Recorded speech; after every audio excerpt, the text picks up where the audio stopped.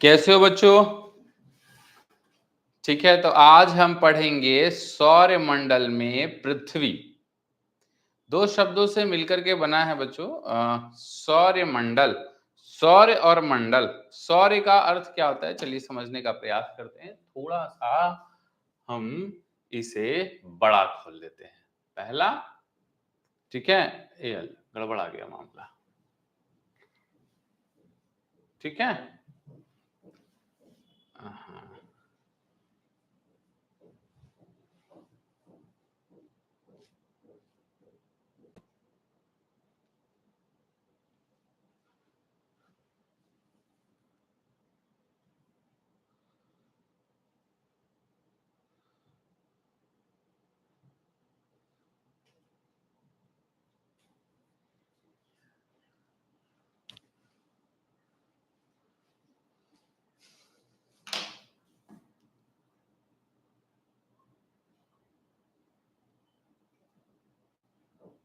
आपके द्वारा डायल किया।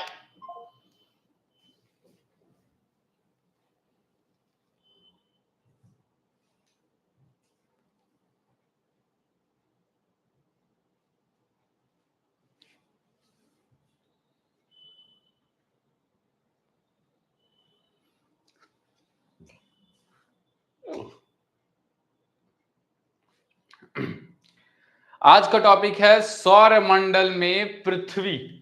सौरमंडल में पृथ्वी, ठीक है। अर्थात जाहिर सी बात है, आपके घर में आप, ठीक है, सौरमंडल यानी कि सौर्य, ठीक है, सौर्य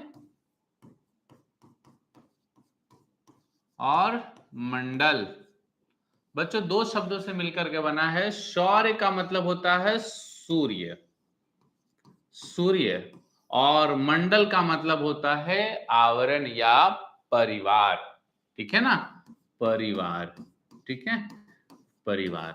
तो सौर्य परिवार, जो सूर्य परिवार है, ठीक है ना, जो सूर्य परिवार है, इसी के अंदर में है अपना पृथ्वी, जिस पर हम निवास करते हैं, जिसे हम धरती मां कहते हैं।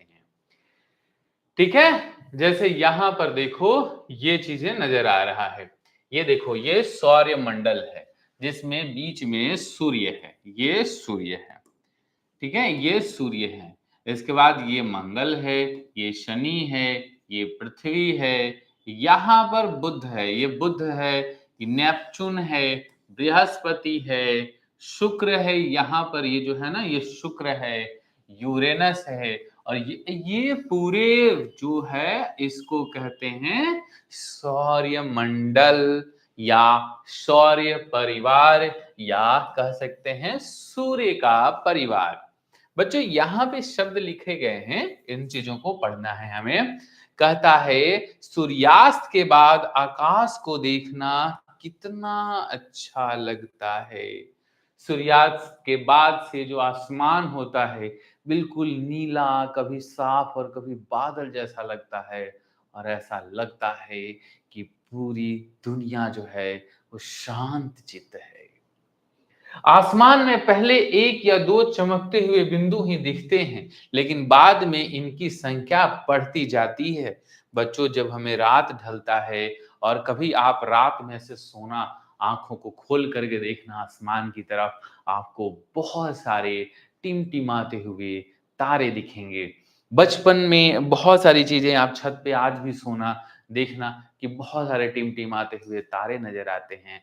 जब रात में तारे नहीं दिखते हैं तो हम अनुमान ये लगाते थे कि आज शायद बारिश होगी और हमें सब छत पे सोने से घर जाना पड़ेगा।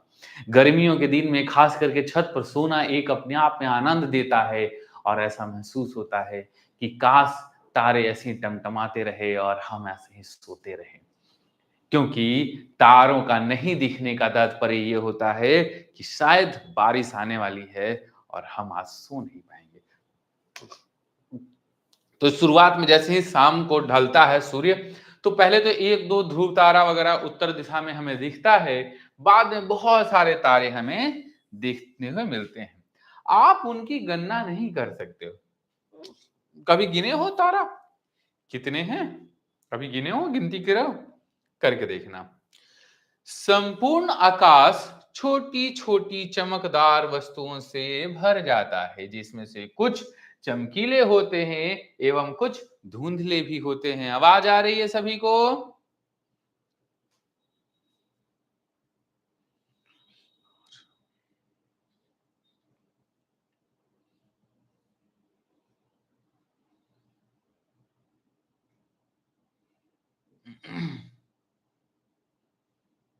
ठीक है, तो छोटी छोटी चमकदार वस्तुएं होती है जो चमकती हुई प्रतीत होती है।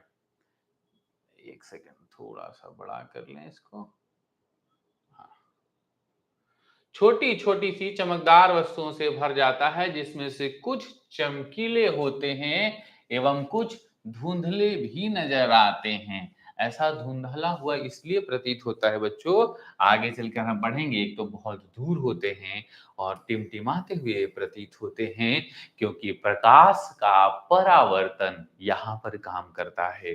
अभी आपको नहीं जानना है, आपको ये जानकारी है कि सूर्य की शाम की किरणें लाल क्यों दिखाई देती है? लाल बच्चों इसलिए दिखाई देती है क्योंकि लाल का जो वेवलेंथ है वो सबसे ज्यादा होता है।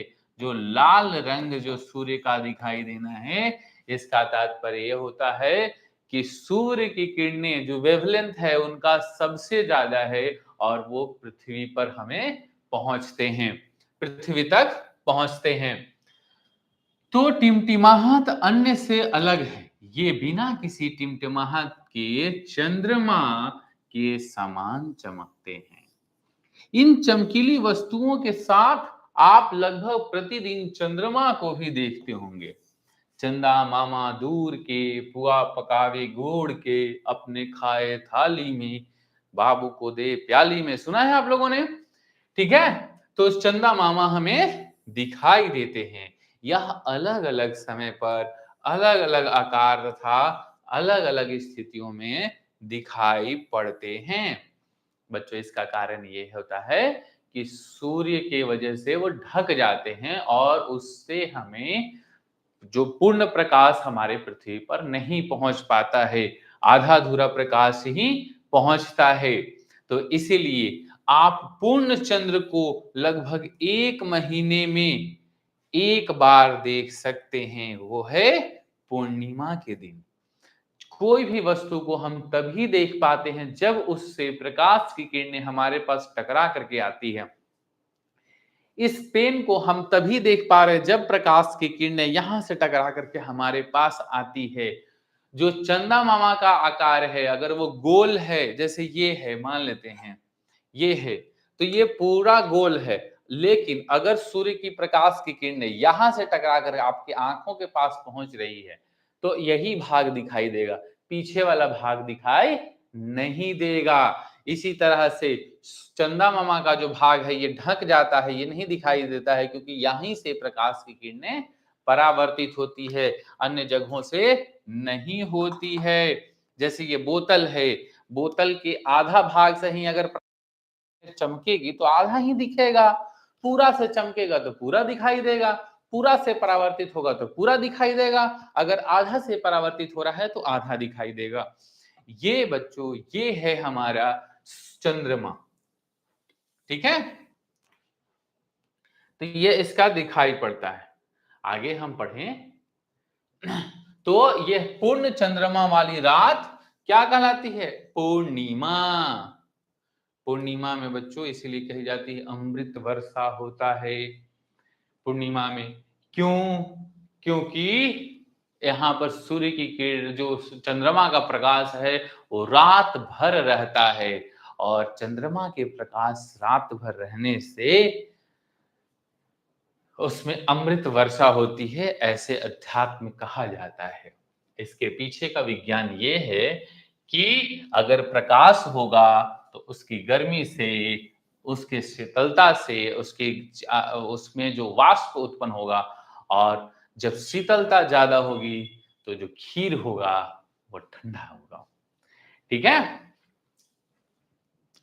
15 दिन के बाद जैसे होता क्या है कि चंद्र, मान लेते हैं शीतलता है, शीतल है तो आसपास के वातावरण को वो ठंडा कर दिया है। तो जो खीर है वो औसत तापमान से ज़्यादा ठंडा हो जाता है और ठंडी खीर खाने से अच्छा लगता है। खीर को फ्रिज में रख के खाइए, अब तो टेक्नोलॉजी बेहतरीन हो गया है ना? तो इसीलिए कहा जाता है उसके बाद आप इसे नहीं देख सकते हैं। यह एक नए चंद्रमा की रात्रि या अमावस्या होती है, जब पूरा रात होता है, घनघोर साया पड़ता है और रात में कहा जाता है भूत नजर आता है। ठीक है? तो वो अमावस्या की काली रात होती है। अमावस्या अमावस्या होती है। ऐसी रात में अगर आसमान साफ है, तो आप आसमान का अवलोकन अच्छी तरह से कर सकते हैं, क्योंकि उस दिन चंद्रमा नहीं रहेगा, सिर्फ तारे ही दिखाई देंगे और तारों की गणना आप आसानी से कर सकते हैं। क्या आपको इस बात पर आश्चर्य नहीं होता है कि हम दिन के समय चंद्रमा एवं इन सभी छोटी चमकीली वस्तुओं को क्यों नहीं देख पाते हैं? क्योंकि सूर्य की रोशनी इतनी तेज होती है, इतनी ज्यादा होती है कि उससे प्रकाश की किरणें हमारे तक पहुंच ही नहीं रही होती है।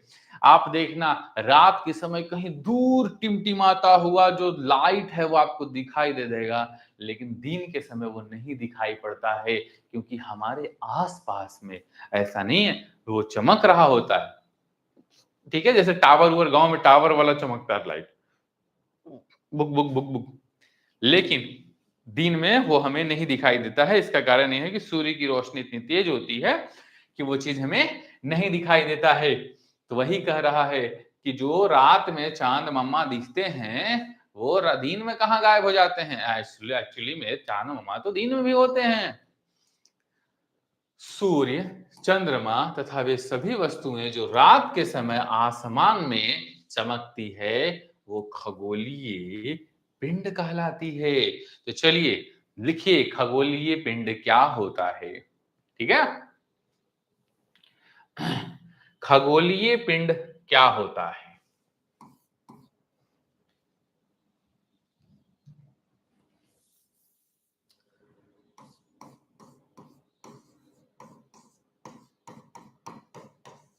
खगोलीय पिंड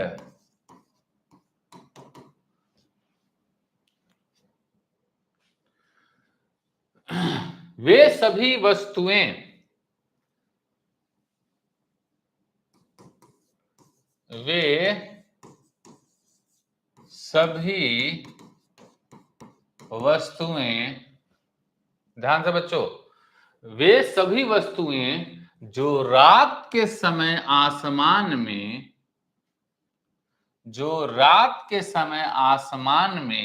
चमकती है, खगोलीय पिंड कहलाती है।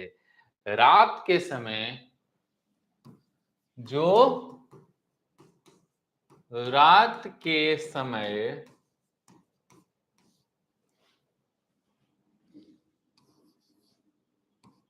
आसमान में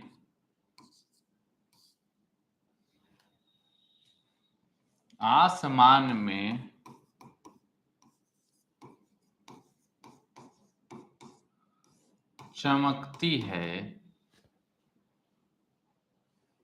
उसे खगोलीय पिंड कहते हैं। जैसे जैसे चंद्रमा, तारे, ठीक है, तारे,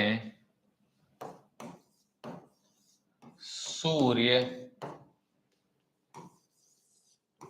क्षुद्र ग्रह, ग्रह तो नहीं होते हैं, ठीक है, वो कहलाते हैं खगोलीय पिंड। लिए पिंड कहलाते हैं।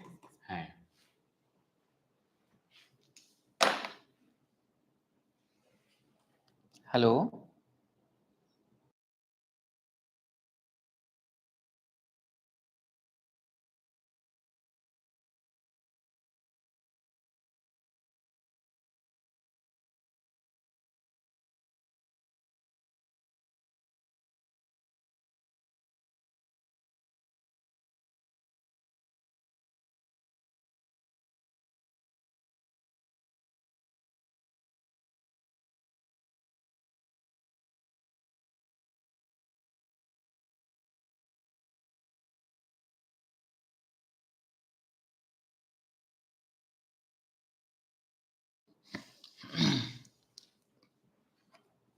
वे सभी वस्तुएं जो रात के समय आसमान में चमकती है खगोलीय पिंड कहलाते हैं, जैसे चंद्रमा, तारे और सूर्य। ठीक है। कुछ खगोलीय पिंड बड़े आकार वाले होते हैं तथा कुछ पिंड गर्म भी होते हैं। ये गैसों से बने होते हैं। ठीक है। इनके पास अपनी ऊष्मा और प्रकाश होता है। ध्यान से समझना, ऊष्मा और प्रकाश होता है जिसे वो बहुत बड़ी मात्रा में उत्सर्जित करते हैं। इन खगोलीय पिंडों को तारा कहते हैं, जो सूर्य भी एक तारा है। बच्चों, खगोलीय पिंड तो बहुत सारे हैं, लेकिन जो सबसे बड़े होते हैं खगोलीय पिंड, जो कि आकार में सबसे बड़े होते हैं और गर्म होते हैं और उनके पास अपनी ऊष्मा भी होती है और प्रकाश होता है। अगर कोई आपसे पूछेगा कि तारों के पास अपनी ऊष्मा होती है, तो बिल्कुल हाँ, होती है। तारों के पास तारे प्रकाशित होते हैं, तो हाँ, प्रकाश देते हैं। तारे जो होते हैं वो प्रकाश देते हैं। तो आपसे कोई प्रश्न पूछेगा कि क्या सूर्य भी एक तारा है, तो आपको बताना है हाँ, सूर्य भी एक तारा है। हाँ, सूर्य भी एक तारा है। ठीक है। इन खगोलीय पिंडों को क्या कहते हैं? तारा कहते हैं।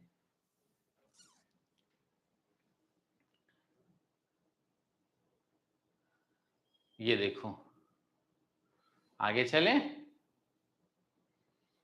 ये देखो, ये बच्ची है, इसका नाम है अंशिका। क्या नाम है? इसका नाम है अंशिका। और ये क्या कर रही है? ये देख रही है तारा।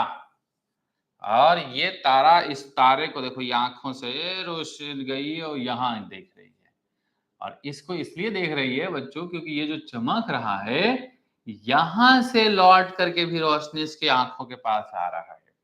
और इसे कहते हैं ध्रुव तारा। देखो यहां पर ये किसे देख रही है? ध्रुव तारा। ये देखो, ये बच्ची जो है, ये ध्रुव तारे को देखती है। बहुत पहले ध्रुव तारे को बहुत पहले जो ध्रुव तारा है, इसे लोग दिशा के लिए इस्तेमाल करते थे। दिशा सूचक कहा जाता है इसको। ये उत्तर दिशा की तरफ होता है। जब जिधर ध्रुव तारा दिखाई दे, इसका मतलब है कि वो उत्तर दिशा की तरफ है। उत्तर दिशा, उत्तर जानते हो, नॉर्थ साउथ ईस्ट वेस्ट। तो उत्तर दिशा की तरफ होता है, वो ध्रुव तारा होता है। ठीक है। सांकेतिक तारा उत्तर दिशा की तरफ ये देख रही है, पश्चिम इधर है और उत्तर की तरफ ये देख रही है। ठीक है। तो चलिए इसको देखने देते हैं। रात के समय कहा जा रहा है कि रात के समय चमकते हुए अनगिनत तारे सूर्य के समान ही होते हैं। सूर्य के समान ही हैं। कौन से?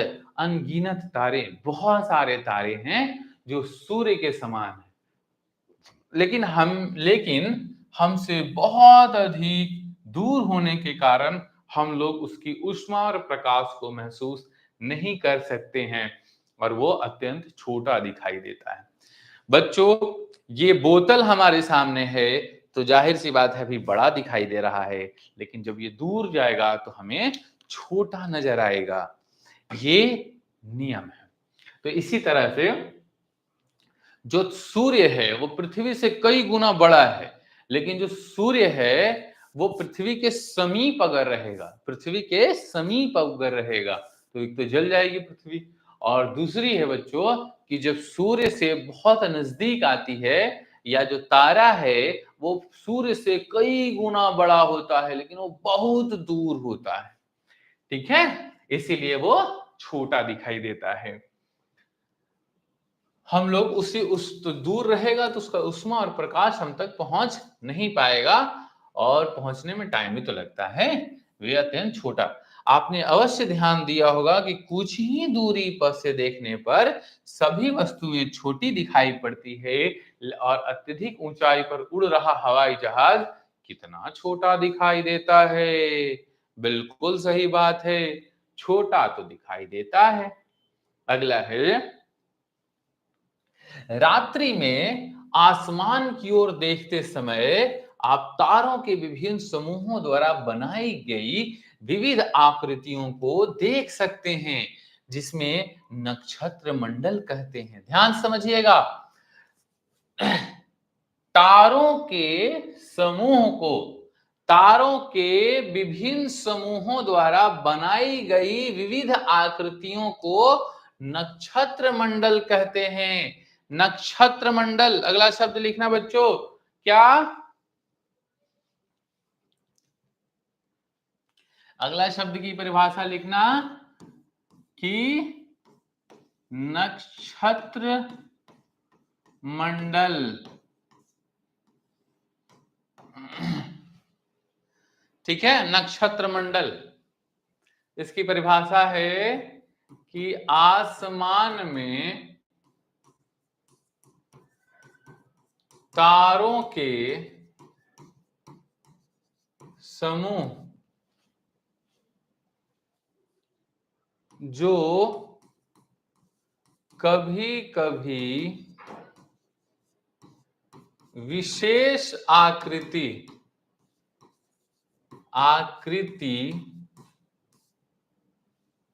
में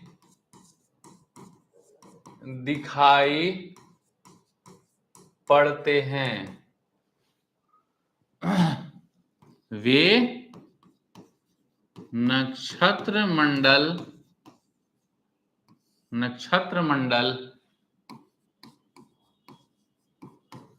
कहलाता है। ठीक है, नक्षत्र मंडल किसे कहते हैं? आसमान में तारों के समूह जो कभी कभी विशेष आकृति, जैसे सप्त ऋषियों का जो नक्षत्र होता है, सप्त ऋषियों का जो तारा मंडल जिसको कहते हैं, जिसमें 7 तारे नजर आते हैं, वो नक्षत्र मंडल कहलाते हैं। ठीक है, जैसे यहां पर देखो, यहां पर नक्षत्र मंडल कहलाते हैं आरसा मेजर या बिग बियर, इसी प्रक्रम का एक नक्षत्र है। आरसा मेजर या बिग बियर इसी प्रकार का एक नक्षत्र मंडल है। बहुत आसानी से पहचान में आने वाला नक्षत्र मंडल है। सप्त ऋषि, सप्त मतलब 7 ऋषियों का नाम पर रखा गया है। 7 ऋषि जैसे बैठे हुए इस तरह से दिखाई पड़ते हैं रात में। ये देखो, इस बच्ची को यहाँ पर 7 ऋषियों वाले, ये देखो यहाँ पर दिखाई दे रहे हैं। 1 2 3 4 5 6 7, ये जो हैं, ये इनके समूहों को कहा जाता है क्या? नक्षत्र मंडल। ठीक है, जैसे आप 7 दोस्त हो ना, 7 दोस्तों की एक टीम बन गई, और इस टीम को कहते हैं, जब ये टीम अगर तारों का हो, अगर तारों की टीम हो तो उसे कहते हैं नक्षत्र मंडल। उसे कहेंगे हम नक्षत्र मंडल। क्या कहेंगे? नक्षत्र मंडल उसे कहेंगे हम। ठीक है, नक्षत्र मंडल में हम कहेंगे 7 ऋषियों वाला जो तारा है उसे सप्त ऋषि कहते हैं, जो कि नक्षत्र मंडल में अर्सा मेजर का भाग है। हमने दिखाया भी। आपने परिवार या पड़ोसी में किसी बड़े व्यक्ति से कहिए कि वह आपको आसमान में और अधिक तारों, ग्रहों तथा नक्षत्र मंडलों को दिखाई दे। ठीक है, आप खुद भी देख सकते हो, आज रात्रि के समय छत पे जाना और ऐसे आसमान की तरफ देखना, या पटना में आओ तो तारा मंडल दिखाएंगे। तारा मंडल में जैसे जाओगे वहां पर बहुत सारे ग्रह नक्षत्रों को आप आसमान में, खुली आसमान में आप देख सकते हो। ठीक है, आसमान में आप देख सकते हो। प्राचीन समय में यहां पर है लिखा कि प्राचीन समय में लोग रात्रि में दिशा का निर्धारण तारों की सहायता से करते थे। जैसे मैंने आपको अभी बताया था उस फोटो में कि उत्तर दिशा की तरफ ध्रुव तारे को देख रहे हैं। तो प्राचीन समय में जब घड़ी लोगों के पास नहीं थी तो क्या करते थे? अगर घड़ी नहीं था तो लोग तारों के सहायता से, अभी भी लोग उसी तरह से कुछ कुछ जाते हैं, जैसे समुद्रों में जाते हैं जहां कंपास काम नहीं करता, तो तारे को देखता, अच्छा जैसे हम लोग नहीं कहते हैं सूर्य उदय हो रहा, अच्छा सूर्य उदय हो रहा है, धूप निकल गया है, अच्छा धूप देख करके हम लोग बता देते हैं कि अच्छा 9 बज रहा होगा, 7 बज रहा होगा, अरे ये धूप निकल गया, चलो 7 तो बज ही रहा होगा। अर्थात पहले तारों को देख करके, सूर्य की रोशनी को देख करके या तारों की दिशाओं को देख करके हम समय का निर्धारण करते थे, हम दिशा का निर्धारण करते थे। जब हम छोटे थे तो हमारे घर में घड़ी नहीं था और स्कूल जाना होता था, तो हम देखते थे कि इस लकीर पे अगर सूर्य की रोशनी पहुंच गई है, इसका मतलब 10 बज गया होगा या 9 बज गया होगा। चलो चलो चलो चलो, यहां तक आ गया भाई, यहां तक आ गया है। इस तरह से हम लोग भागते थे, क्योंकि घड़ी तो होता नहीं था। अब आगे ध्रुव तारा। यह आसमान में हमेशा एक ही स्थान पर रहता है। कौन? ध्रुव तारा। ध्रुव तारा कौन सा होता है? ये उत्तर दिशा में होता है। ठीक है। सप्तऋषि की सहायता से ध्रुव तारे को स्थिति को जान सकते हैं। आप देखेंगे कि यदि सप्तऋषि मंडल के संकेतक तारों को आपस में मिलाते हुए एक काल्पनिक रेखा खींची जाए तो उससे आगे की ओर बढ़ाया जाए तो यही ध्रुव तारे की ओर इंगित करेगी। बच्चों, आज ही आप लोग रात में जाना छत पे और देखना, सप्तऋषि वाले तारा इधर से दिखाई देगा और उसके बाद जैसे देखो यहाँ बच्ची जो है कहने रहे हैं कि ये जो सांकेतिक तारा है, जो सप्तऋषियों का ये जो है सप्तऋषि वाले, तो इसमें जो ये जो तारा है इसको अगर मिलाओगे ऐसे सीधा आगे देखोगे तो यहाँ पर ध्रुव तारा नजर आएगा। आज ही सब लोग रात में देखना जा करके और कमेंट में बताना किन किन लोगों ने इस चीज को देखा है। ठीक है।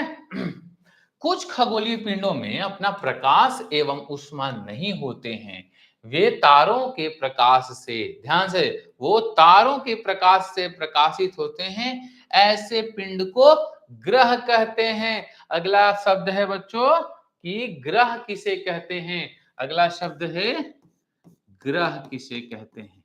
ग्रह। ठीक है। आसमान में विद्यमान वे गोलीय पिंड जिसका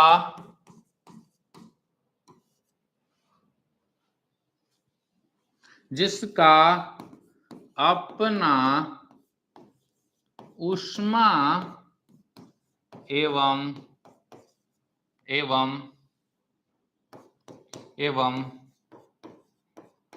प्रकाश नहीं होता है, वे सूर्य तथा अन्य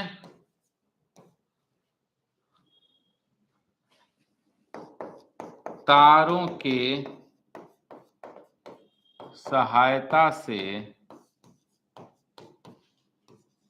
चमकते हैं, ग्रह कहलाता है। ठीक है, ग्रह कहलाता है। क्या कह रहा है यहां पर? कुछ खगोलीय पिंडों में अपना प्रकाश एवं ऊष्मा नहीं होती है, तो वैसे खगोलीय पिंड जिनके पास अपना प्रकाश एवं ऊष्मा नहीं होते हैं, वे तारों के प्रकाश से प्रकाशित होते हैं। ऐसे पिंड को ग्रह कहा जाता है, ग्रह कहते हैं। ग्रह जिसमें अंग्रेजी में प्लेनेट भी कहते हैं, ग्रह को अंग्रेजी में क्या कहते हैं? प्लैनेट कहते हैं। ग्रीक भाषा में प्लेनेटाइज शब्द से बना है ये, जिसका अर्थ होता है परिभ्रमक, अर्थात चारों ओर घूमने वाला। प्लैनेट का नाम प्लैनेट आखिर क्यों पड़ा? क्योंकि बच्चों ग्रह का नाम होता है प्लैनेट, अंग्रेजी में उसको होते हैं, और प्लैनेट बना है प्लैनेटाइज से। प्लैनेटाइज्ड का अर्थ होता है चारों ओर घूमने वाला। जो पृथ्वी जैसे कोई भी सूर्य के चारों ओर जो घूमने वाला है, अगर हम अपने मम्मी पापा के चारों तरफ घूमेंगे तो हम भी प्लैनेट कहलाएंगे, क्योंकि चारों तरफ घूम रहा है। उस चारों तरफ घूमने के तात्पर्य को कहते हैं प्लानेट। ठीक है, प्लानेटाइज, और प्लानेटाइज से बना प्लानेट, प्लानेटाइज, प्लानेटाइज से बना प्लानेट। ठीक है, प्लानेट, और प्लानेट का मतलब होता है चारों ओर घूमने वाला। पृथ्वी जिस पर हम रहते हैं वो एक ग्रह है, और यह अपना संपूर्ण प्रकाश एवं ऊष्मा सूर्य से प्रकाश प्राप्त करती है, जो पृथ्वी के सबसे नजदीक तारा है। अगर पृथ्वी के सबसे नजदीक तारा है तो वो है सूर्य, जो पृथ्वी के सबसे नजदीक तारों में से है। पृथ्वी को बहुत अधिक दूर से, जैसे चंद्रमा से देखने पर यह चंद्रमा की तरह चमकती हुई प्रतीत होती है, चंद्रमा की तरह प्रतीत होती है। अगला है बृहस्पति, शनि तथा यूरेनस के चारों ओर छल्ले होते हैं। बच्चों आगे हम पढ़ेंगे भी, और अभी जान लेते हैं कि जो बृहस्पति ग्रह है, जो शनि ग्रह है, यूरेनस है, इसके चारों ओर छल्ले होते हैं। जब छल्ले का मतलब ऐसे ग्रह है तो इसके चारों ओर एक रिंग बना हुआ रहेगा, जो जैसे ये पृथ्वी है ना, तो इसके आसपास में कोई छल्ला नहीं है, लेकिन अगर ये बृहस्पति होता तो इसके आसपास में एक रिंग बना हुआ होता। जैसे आप हाथों में कड़ा पहनते हो ना, तो उसी तरह का छल्ला कहते हैं, रिंग। ठीक है, तो सबसे नजदीक तारा पृथ्वी की है सूर्य, यह चंद्रमा की तरह चमकती हुई क्या। अगला है, ध्यान से समझना, देखो देखो, हो गया तब तो, अब तो ये देखो, इसको हम उल्टा घुमाते हैं।